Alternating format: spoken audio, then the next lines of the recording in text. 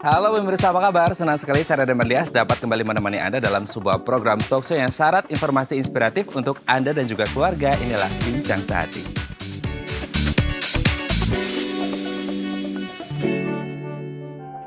Ya pemirsa, anak berkebutuhan khusus adalah mereka yang memiliki keterbatasan dalam proses tumbuh kembang sang anak. Tapi yang harus menjadi catatan kita semuanya adalah anak berkebutuhan khusus ini bukan merupakan penyakit menular. Jadi kalau ayah bunda punya anak-anak kecil di rumah, mau bermain dengan anak-anak ABK atau anak berkebutuhan khusus tidak apa-apa ya. Karena ini bukan merupakan penyakit menular.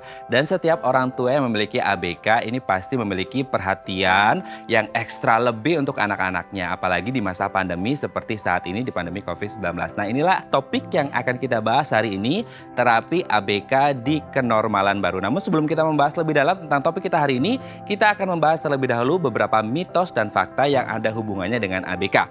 Oke, kita cek terlebih dahulu, kita lihat di layar.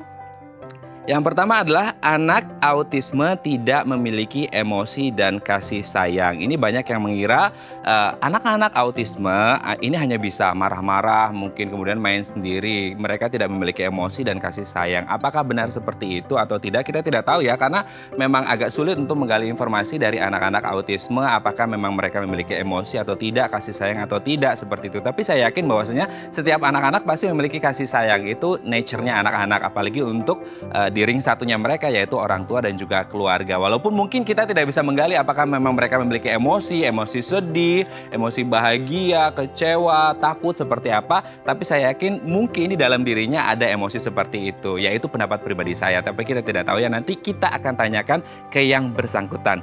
Oke, yang kedua adalah anak autis tidak bersosialisasi. Nah ini yang sering saya dengar, ada istilah mengatakan bahwasanya anak autis ini memiliki dunianya mereka sendiri. Apakah benar seperti itu sehingga akhirnya mereka tidak bisa bersosialisasi? Nah nanti kita akan tanyakan ya.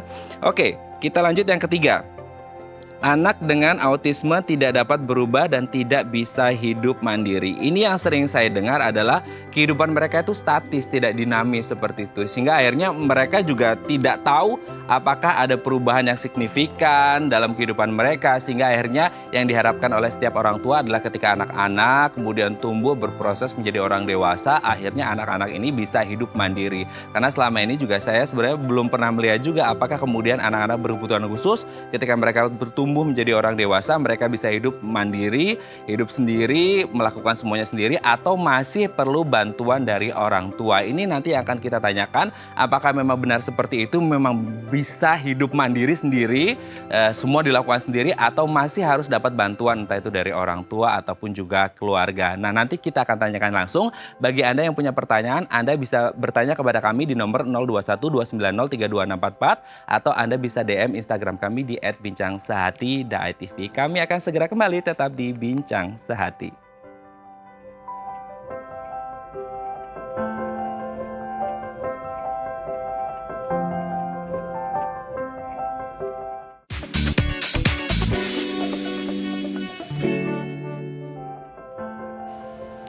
Baik, Anda masih bersama kami di Bincang Sehati dan kita masih membahas terapi ABK di kenormalan baru. Kalau tadi di segmen sebelumnya kita sudah membahas beberapa mitos atau fakta yang berkaitan dengan anak berkebutuhan khusus, terutama autisme. Kali ini di segmen kedua kita akan membahas langsung dengan seorang ibu yang memiliki anak berkebutuhan khusus penyandang autisme, yaitu Ibu Ayati Iskandar. Kita akan coba sapa terlebih dahulu. Selamat pagi Ibu Ayati. Selamat pagi. Apa kabar? Raden. Baik. Baik ya, kabar keluarga anak-anak? Semuanya baik dan sehat. Semuanya baik dan sehat. Bu Ayati, tadi di segmen sebelumnya kita membahas beberapa mitos atau fakta yang ada hubungannya dengan anak berkebutuhan khusus. Sekarang kita akan coba cross-check terlebih dahulu ke Bu Ayati yang memang memiliki anak berkebutuhan khusus. Kalau boleh tahu, siapa nama anaknya dan anak keberapa ini Bu Ayati? Anak saya Vincent, anak pertama. Oke, Vincent anak pertama ya? Ya. Oke, Bu Ayati, ini yang pertama adalah mitos atau fakta ini Bu Ayati. Apakah benar anak autisme tidak memiliki emosi dan kasih sayang? Oke, saya langsung jawab ya. Ya. Kalau menurut pengalaman saya pribadi, itu salah. Mhm. Mereka semuanya mempunyai perasaan. Mungkin anak autis itu tuh mereka mengalami gangguan pada perkembangan otak mereka.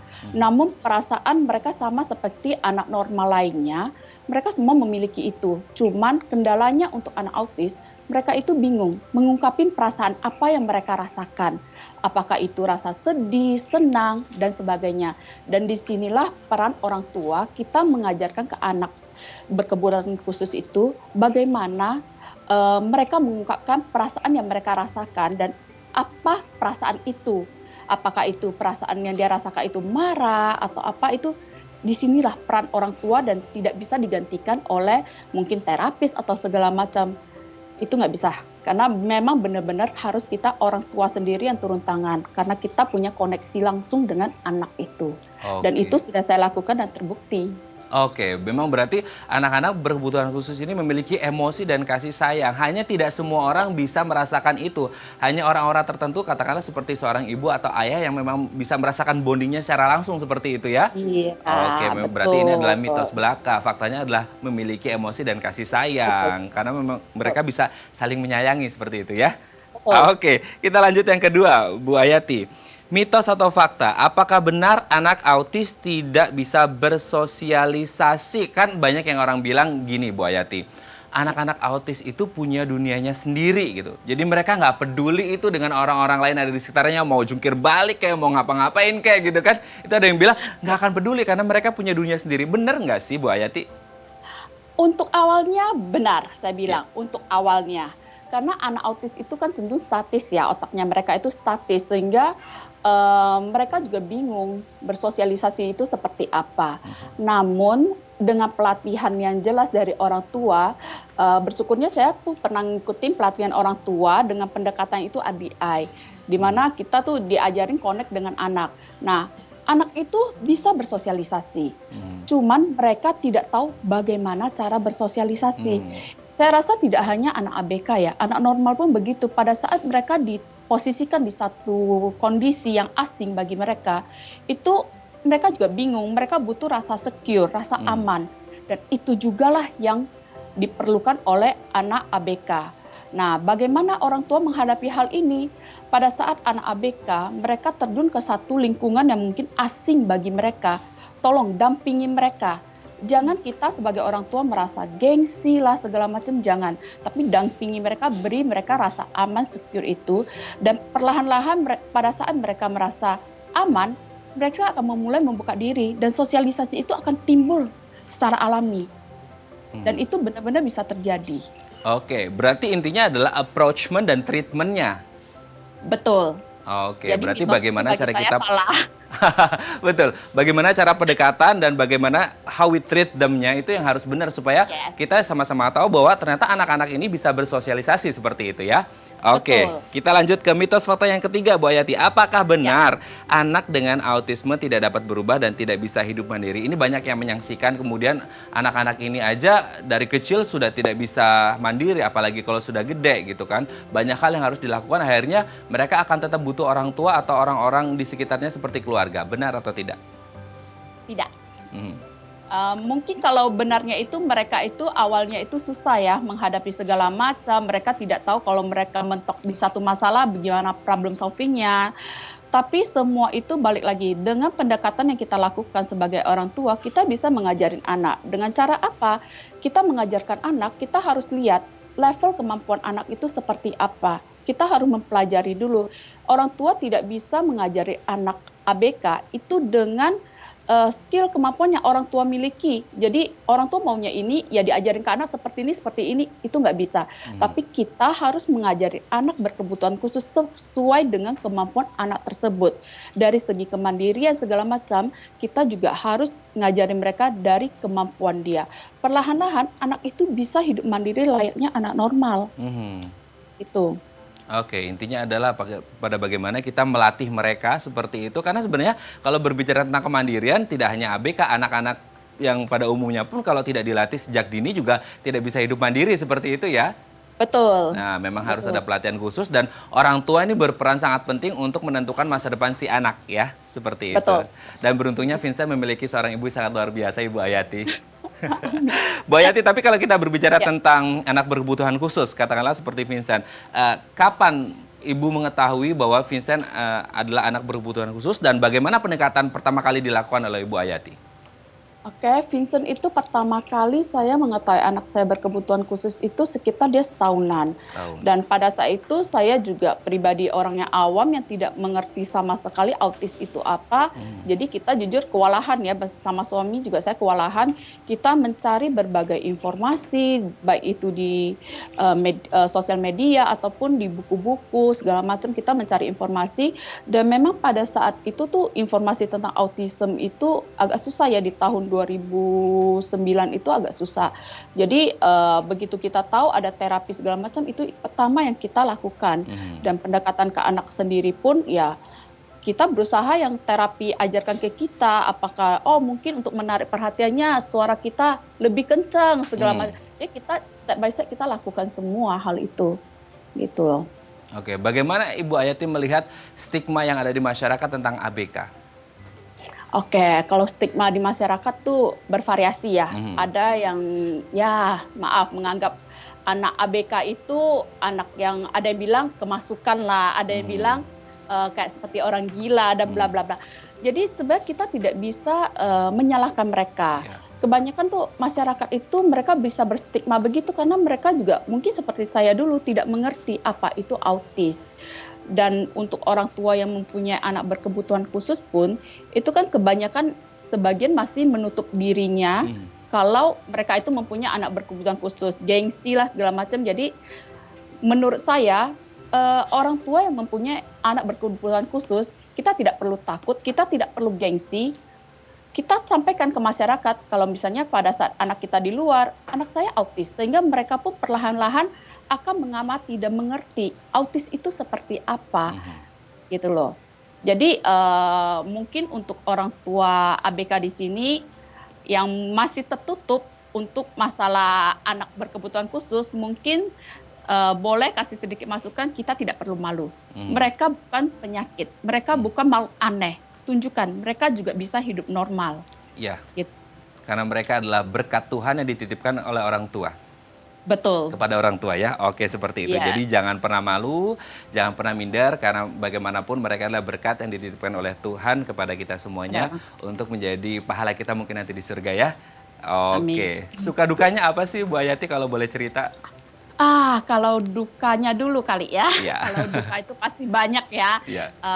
Karena untuk mendapatkan dia bisa hidup, kita bilang tidak perfect ya, tidak misalnya, tapi mendekati normal sehingga minimal dia untuk kemandirian dia sendiri, untuk hidup dia ke depan itu bisa, itu tuh orang tua itu perlu perjuangan. Itu yang nggak gampang untuk mereka lalui. Jadi step by stepnya benar-benar orang tua itu harus mau mengorbankan yang selama ini mungkin ya egonya mereka segala macam itu untuk mendampingi mereka. Nah itu dukanya. Tapi sukanya pada saat anak itu berkembang kian hari, itu tuh kebahagiaan yang tidak kita bisa ungkapkan dengan kata-kata gitu. Benar-benar perasaan yang bahagia sekali. Bahagia sekali ya. Oke, karena dipercaya oleh Tuhan seperti itu ya. Terakhir. Tips dan saran bagi orang tua lain yang memiliki ABK apalagi di masa pandemi COVID-19 seperti saat ini, Bu Ayati. Oke, saran saya menghadapi masa pandemi ini, COVID ini kan ya mungkin agak susah ya, terutama anak ABK. Mereka itu kan sebagian besar masih belum mengerti ya kebersihan akan diri mereka sendiri. Di mana mereka harus cuci tangan yang bersih, nggak boleh berdekatan dengan orang, harus jaga jarak gitu loh, harus menggunakan masker. Nah itu mungkin susah banget bagi anak ABK untuk pertama kali mengenal hal-hal baru itu. Nah saran saya justru di masa begini orang tua itu harus lebih giat mengajarkan anak untuk kemampuan-kemampuan kebersihan ini, seperti mencuci tangan yang bersih itu seperti apa. Saya pribadi pun untuk mengajarkan Vincent untuk cuci tangan yang bersih itu saya lakukan hampir 2 bulan. Itu bukan waktu yang sebentar, pendek ya. 2 bulan untuk satu aktivitas cuci tangan aja, dan itu pun masih tetap sampai saat ini saya harus mengingatkan dia gitu loh, cuci tangan yang bersih seperti apa, karena kadang mereka tuh cuci tangan, tapi mungkin sabunnya nggak bersih atau lupa pakai sabun segala macam. Nah, itu saran saya, orang tua harus lebih fokus ke sana. Nah, tipsnya orang tua dalam menghadapi kondisi sekarang ini pandemi dengan anak berkebutuhan khusus, lebih sabar. Lebih Itu udah sabar. pasti. Iya, lebih sabar, terutama mungkin para ibu-ibu ya yang mungkin menghadapi anaknya 24 jam di rumah. Nah, komunikasi dengan pasangan itu sangat perlu. Betul. Karena anak itu kan anak berdua. Bagaimanapun beban itu kita tanggung bersama. Jadi para ayah pun juga harus mengerti kondisi ibu di rumah, begitu. Sinergis antara ayah dan bundanya juga harus klop Betul. seperti itu ya. Baik, terima kasih Ya. Bu Hayati sudah berbagi bersama kami di Bincang Sehati. Salam untuk Vincent. Sehat-sehat terus untuk keluarga. Terima kasih. Iya. Ya pemirsa, itu tadi perbincangan kita dengan Ibu Hayati, orang tua dengan anak berkebutuhan khusus. Intinya jangan minder, jangan malu karena mereka adalah titipan Tuhan yang diberikan kepada kita. Next, kita akan membahas tentang terapi ABK di kenormalan baru. Bagi Anda yang punya pertanyaan, Anda bisa menghubungi kami di nomor 0212903244 atau DM Instagram kami di @bicangsehati.tv. Kami akan segera kembali.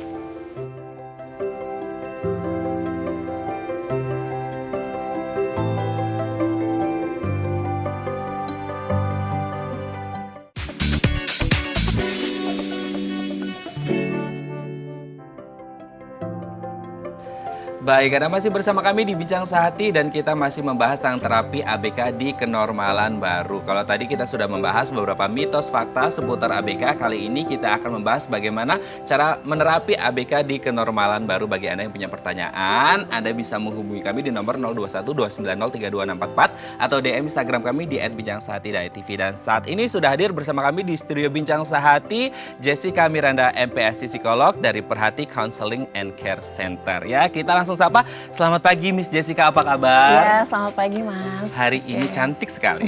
Terima kasih. Terima kasih juga. Oke, Miss Jessica, ini hari ini kita akan berbicara tentang terapi ABK di kenormalan baru. Tapi sebelum kita membahas tentang terapi, apalagi di masa pandemi seperti saat ini, sebenarnya mungkin banyak yang belum tahu, masyarakat belum teredukasi dengan lebih mendalam seperti itu tentang ABK atau anak berkebutuhan khusus itu yang seperti apa sih sebenarnya? Oke, jadi anak-anak yang memiliki berkebutuhan khusus adalah anak-anak yang mengalami gangguan dalam pertumbuhan dan perkembangannya, gitu ya. Jadi bagaimana setiap anak-anak itu akhirnya mengalami hambatan, gitu ya, hambatan yang semakin dia usianya semakin lanjut itu tidak setara, gitu ya, tidak seimbang dengan yang seharusnya, gitu. Nah, karena sebenarnya untuk setiap usia itu kan memiliki tugas perkembangannya sendiri ya, masing-masing ya, Mas Raden ya. Jadi seharusnya misalnya di usia 0 sampai 3 bulan sudah ada kontak mata, gitu ya, sudah bisa matanya itu memiliki kontak mata. Kalau misalnya kita kasih benda bergerak gitu ya, anak itu sudah bisa melirik, ya? sudah bisa memperhatikan dan lain sebagainya.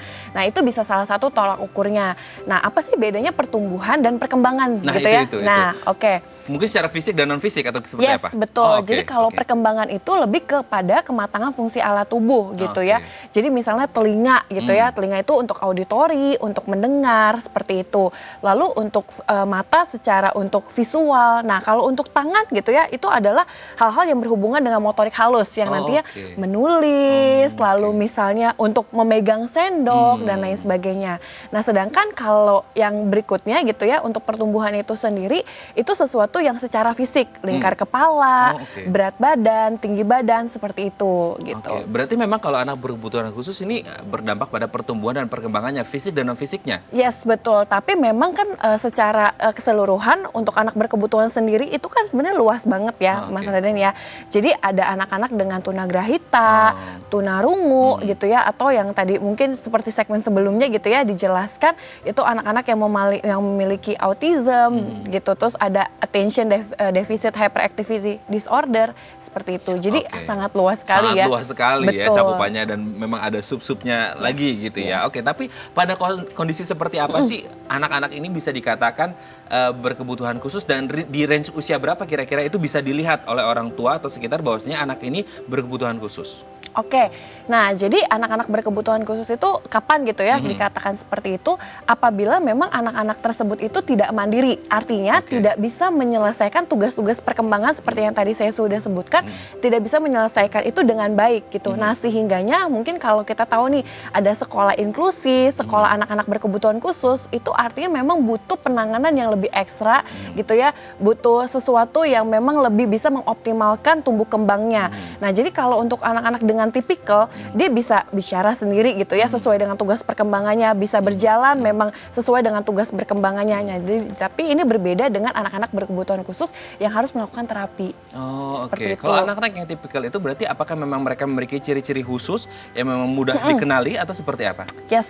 Nah, jadi seperti yang tadi saya sudah sebutkan bahwa setiap usia itu kan memiliki tugas perkembangannya. Nah, jadi buat para pemirsa di rumah nih, Mas Raden, ada juga nih kayak aplikasi-aplikasi gitu. Salah satunya CDC Milestone gitu. Nah, itu aplikasi itu bisa membahas tumbuh kembang anak itu dari berbagai aspek gitu ya, dari sosial emosional, motorik halus, motorik kasar dan bahasa. Nah, di situ ada range usianya gitu. Misalnya 0 sampai 3 bulan harusnya dia tugas perkembangannya seperti apa sih? Lalu 6 sampai 9 bulan tugas perkembangannya seperti apa? Dan minimal banget gitu ya. Orang tua bisa melihat dari 0 sampai 3 tahun. Misalnya harusnya di usia 12 bulan atau usia 1 tahun anak sudah mulai bicara satu kata, lalu sudah bisa berjalan.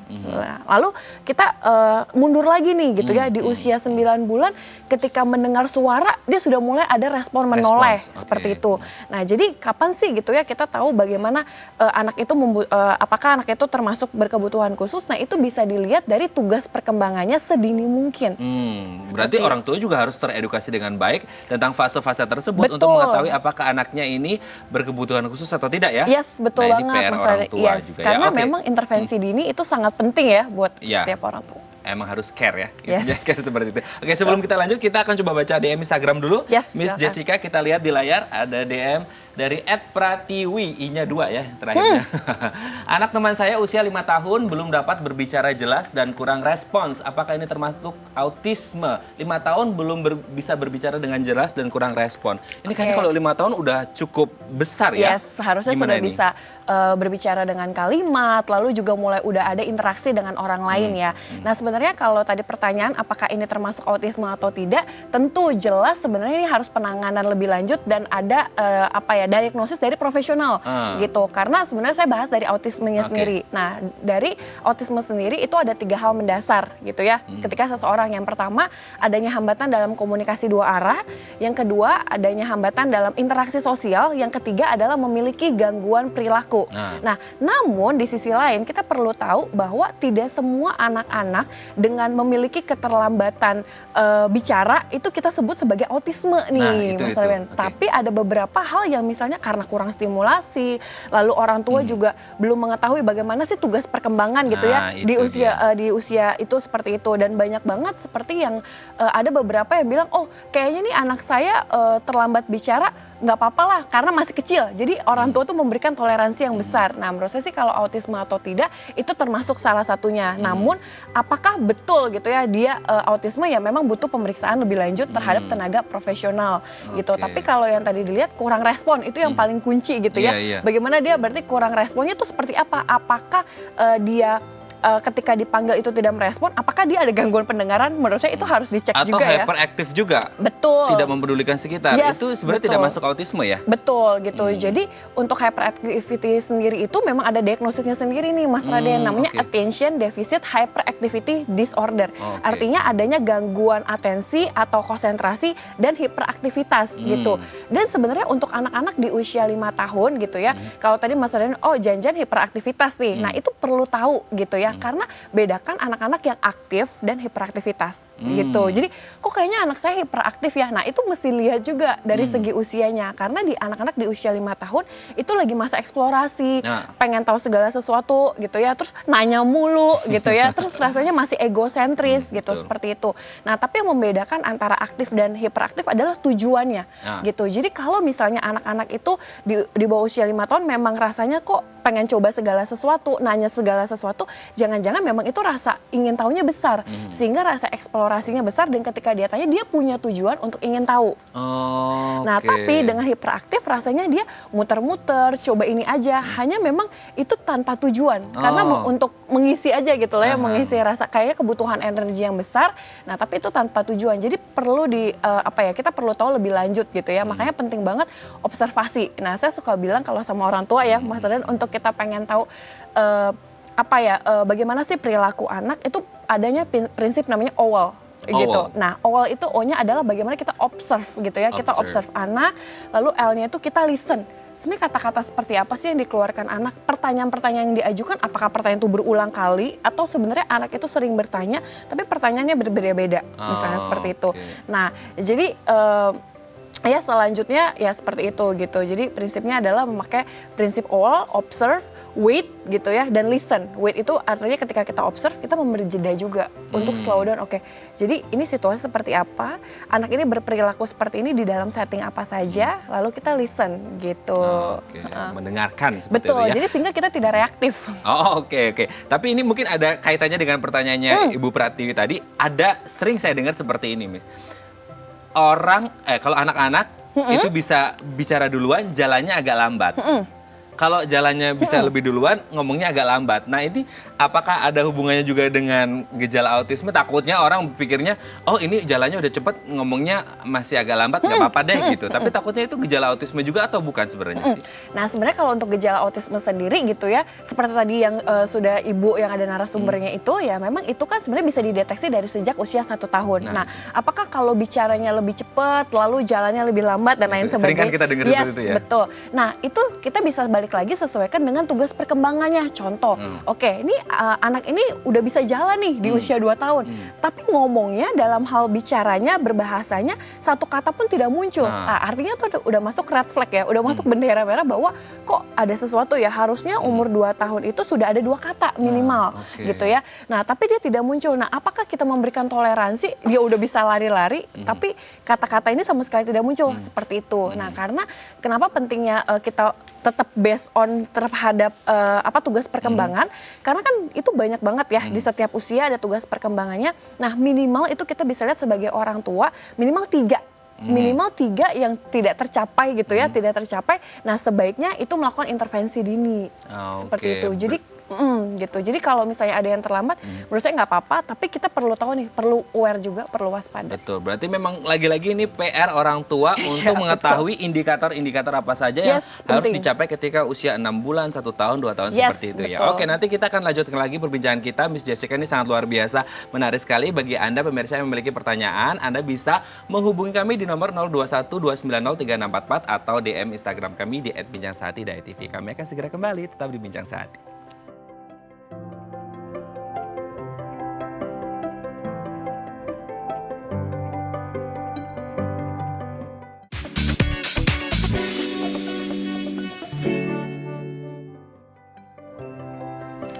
Baik, Anda masih bersama kami di Bincang Sehati dan kita masih membahas terapi ABK di kenormalan baru bersama Miss Jessica Miranda, MPSI, psikolog dari Perhati. Dan bagi Anda yang punya pertanyaan, Anda bisa menghubungi kami di nomor 0212903244 atau DM Instagram kami di @binjangsahati.tv ya. Kita kembali lagi bersama Miss Jessica.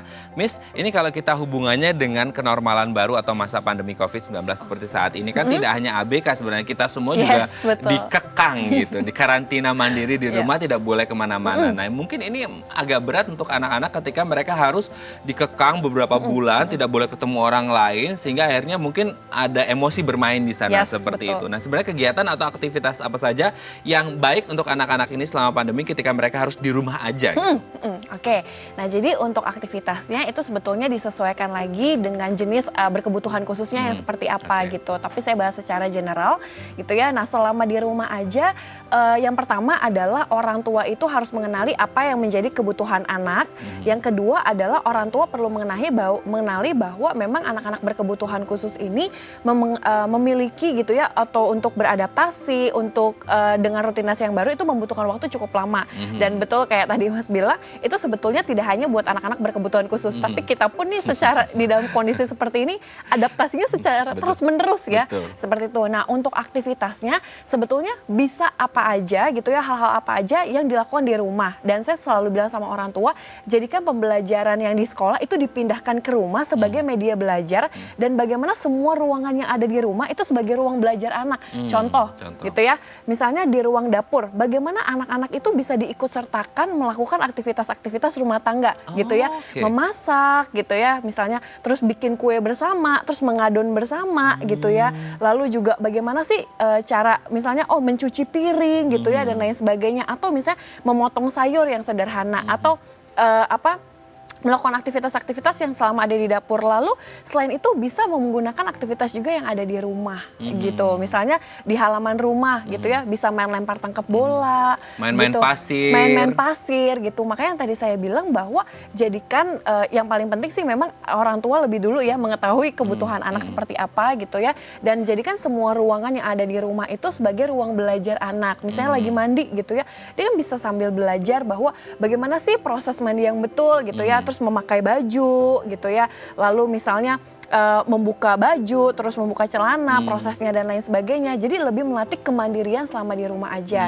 Nah, selain itu walaupun kita terbatas di rumah gitu ya, tapi selain itu orang tua itu juga perlu adanya rutinitas. Kan kalau ke sekolah itu kan sudah ada rutinitas ya. Di sekolah jamnya seperti apa, terus pulang harus ada jadwal terapi, ya? betul, dan lain sebagainya. Nah, tapi ini semua tetap dilakukan di rumah. Makanya penting banget tetap ada rutinitas nih untuk anak-anak berkebutuhan khusus supaya dia tetap merasa aman dan nyaman.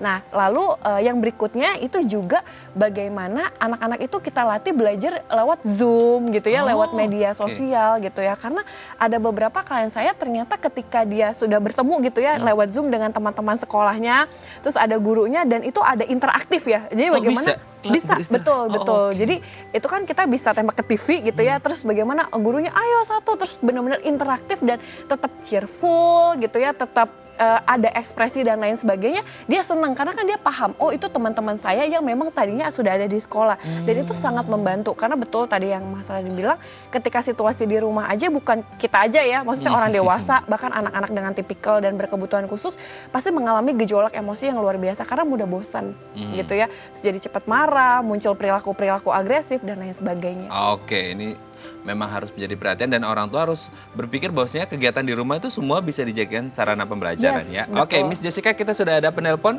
yang akan bergabung bersama kita. Kita sapa terlebih dahulu. Halo, selamat pagi. Dengan siapa, di mana? Selamat pagi, saya Wati di Jakarta. Ibu Noviwati ya? Iya, Noviwati. Oke, silakan Ibu Noviwati. Jadi gini, saya punya sepupu. Nah, usianya sudah 27 tahun. Nah, dia mengidap autisme. Oke. Nah, lalu orang tuanya ini tuh nggak tega untuk mendidiknya. Nah, terus apa treatmentnya itu udah terlambat untuk mendidiknya dan bagaimana caranya? 27 tahun ya? 27 tahun. Ada yang ditanyakan, Miss? Oke, perempuan atau laki-laki? Perempuan. Nah, terus lalu dukungan keluarganya juga seperti apa nih harusnya? Oke, tapi apakah sudah diterapi sebelumnya gitu atau ada intervensi-intervensi yang memang sudah dilakukan ke anak tersebut? Paling terapi-terapi saja sih, tapi nggak terlalu Intens ya mungkin ya? Mulai dari usia berapa Ibu kalau boleh tahu? Terapinya itu dari usia 7 tahun. Oke. Oke, dari usia 7 tahun. Ada lagi, Oke, Miss dan Jessica? sampai sekarang berarti sudah berhenti ya? Berarti sekarang anak ini aktivitasnya apa saja, Bu? Paling hanya di rumah, terus kayak belajar pun masih dibantu orang tua juga sih. Jadi kayak paling cuma dipantau di rumah aja. Oke, berarti memang mungkin tidak ada perhatian yang lebih untuk terapinya, tapi hanya pantauan dari orang tua ya. Cukup, Miss? Cukup. Oke, baik, terima kasih Bu Noviwati di Jakarta. Kita akan coba jawab ya. Silakan. Oke, jadi ini usianya sudah 27 tahun lagi dan bukan 27 tahun ya, itu sudah dewasa sekali ya. Iya, bukan anak-anak lagi gitu ya, sudah 27 tahun. Nah, menurut saya dengan dia usia 27 tahun itu penting banget ya untuk penerimaan dari keluarga, apalagi prosesnya yang tadi sudah disebutkan itu dari usia 7 tahun. Nah, bagaimana sih tadi dari sudut pandang keluarga gitu ya, untuk dukungan keluarga. Yang paling penting adalah penerimaan gitu ya buat anak-anak berkebutuhan khusus, bagaimana ada rasa cinta cinta, ada rasa kasih gitu ya. Lalu juga karena untuk anak-anak berkebutuhan khusus ini harus dibantu secara konsisten, ada pendampingan secara konsisten dan terus-menerus gitu.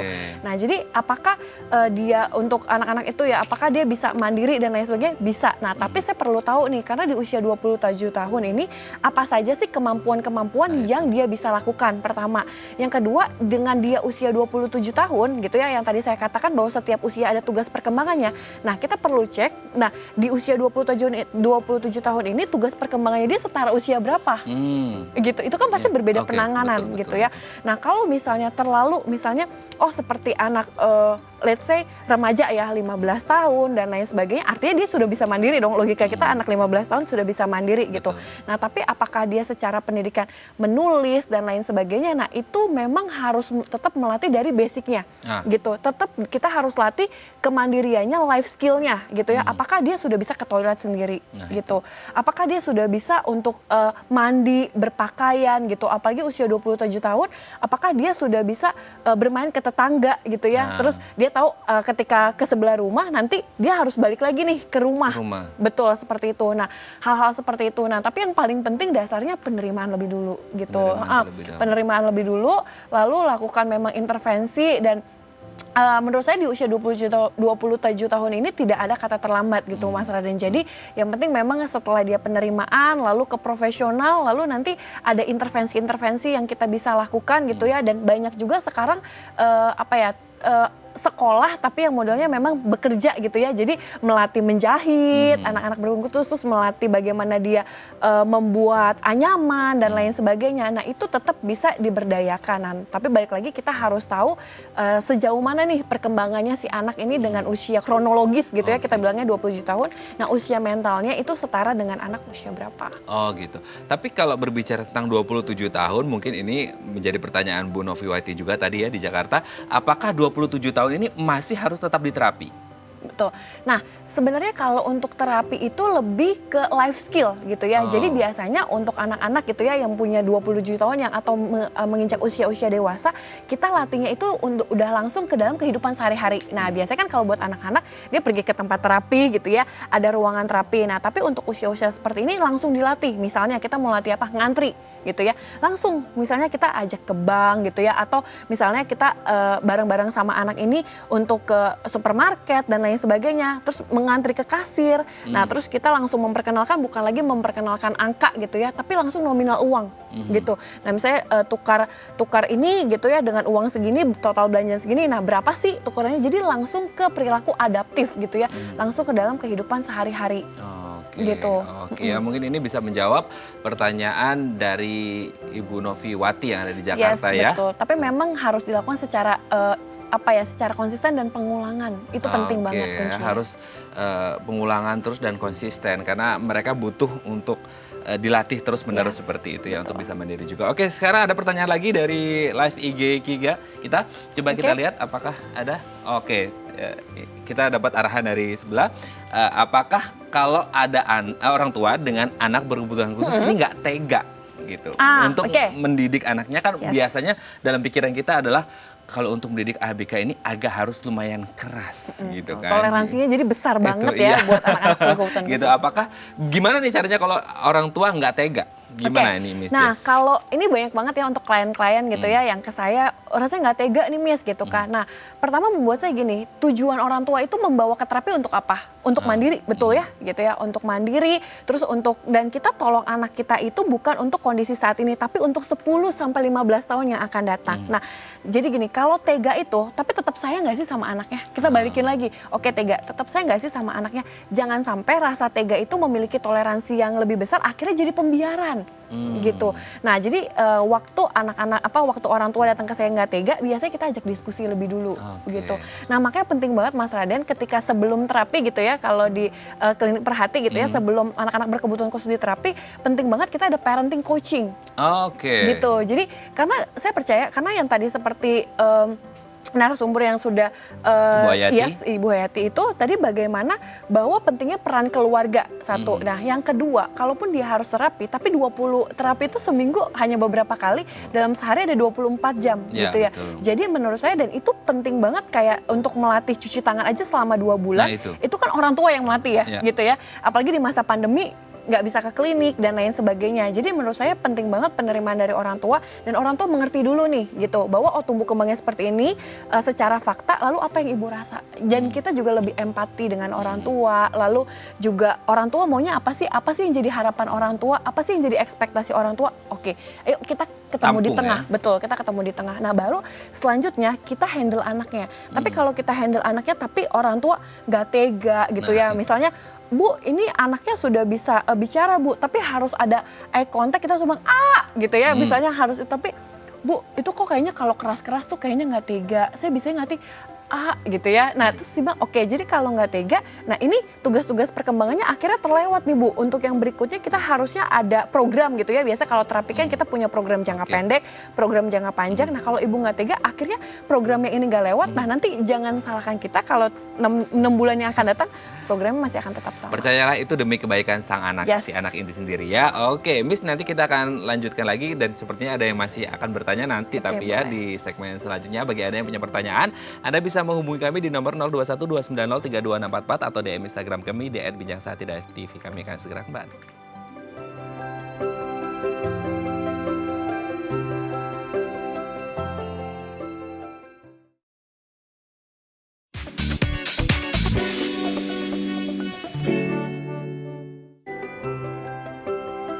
Baik, Anda masih bersama kami di Bincang Sehati. Bagi Anda yang memiliki pertanyaan, Anda bisa menghubungi kami di nomor 0212903244 atau DM Instagram kami @bijangsehati.tv. Dan Anda juga bisa menyaksikan siaran kami ini live di Instagram kami di @bincangSehati.tv. Sembari Anda juga bisa menanyakan langsung, tidak melalui telepon tapi lewat live Instagram kami di @bincangSehati.tv. Sekarang ini sudah ada pertanyaan di live Instagram kami. Ini pertanyaannya dari salah seorang pemirsa Dai TV yang menanyakan bahwasanya ini ada anak yang susah konsentrasi dan tertarik dengan beberapa aktivitas atau gerakan di sekitarnya. Apakah kemudian ini akhirnya susah berkonsentrasi seperti itu? Apakah ini dampak dari orang tua yang berpisah seperti itu, Miss Jessica?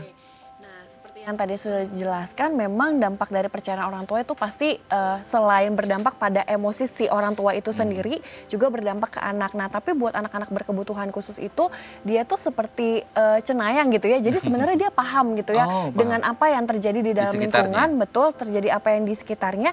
Tapi memang dia belum memahami bagaimana sih cara mengungkapkannya, seperti itu.